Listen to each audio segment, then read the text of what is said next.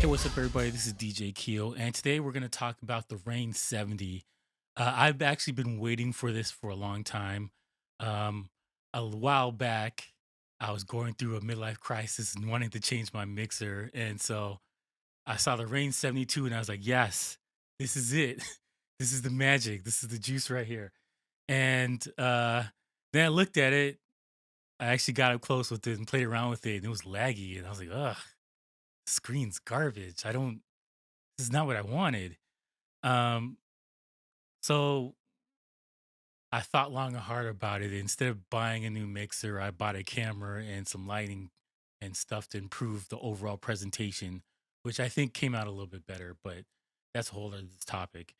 I'm still in the market for a mixer, and this seems to solve a lot of issues. And it isn't priced where you don't need to give up your arm and a leg and a kidney to get this. It's $1,500 just right off the bat, which is reasonable considering. So I mean, it's reasonable considering it's a rain mixer and it has all the bells and whistles.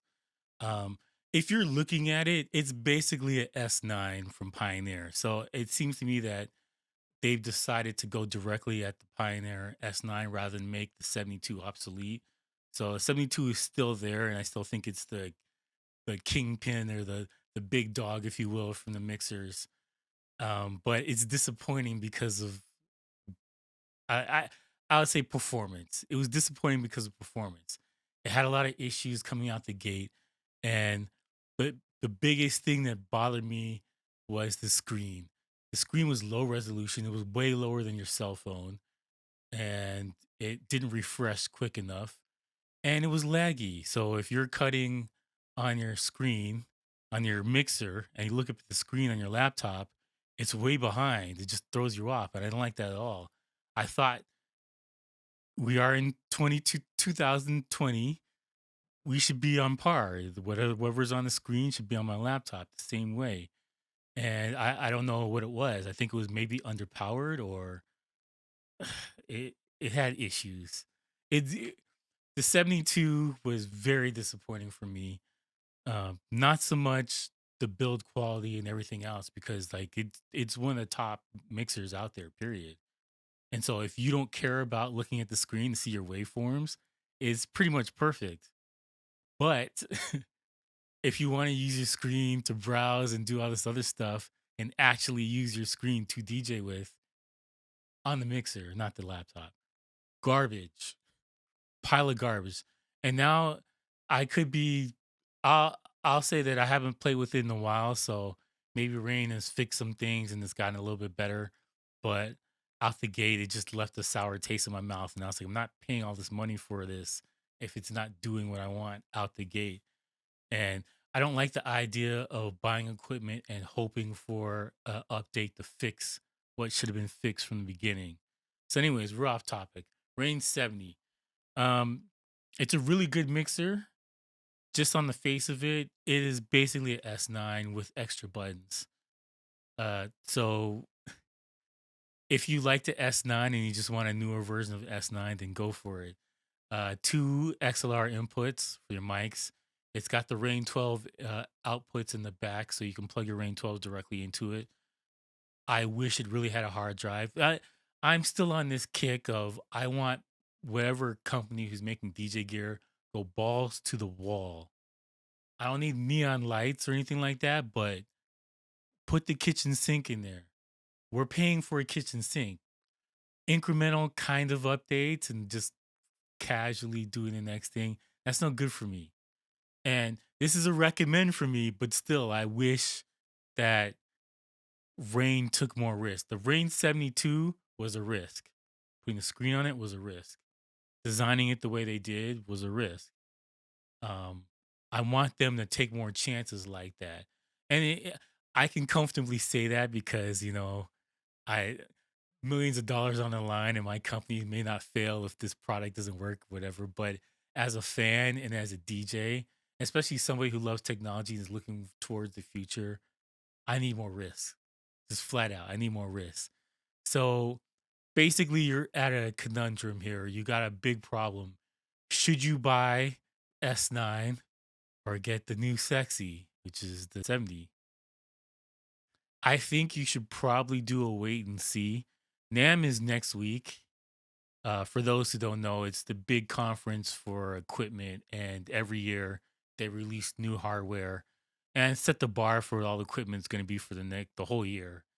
And Pioneer generally releases big things during this conference, and the conference is next week. So, depending when you're watching this, either it happened already or it's about to happen. But I would wait and see. I believe Pioneer has some stuff they're waiting to drop, so it could be something really, really interesting from Pioneer's part. So definitely, I think you should wait and see. So, anyways, let's run down what's new and what's not new and get into it.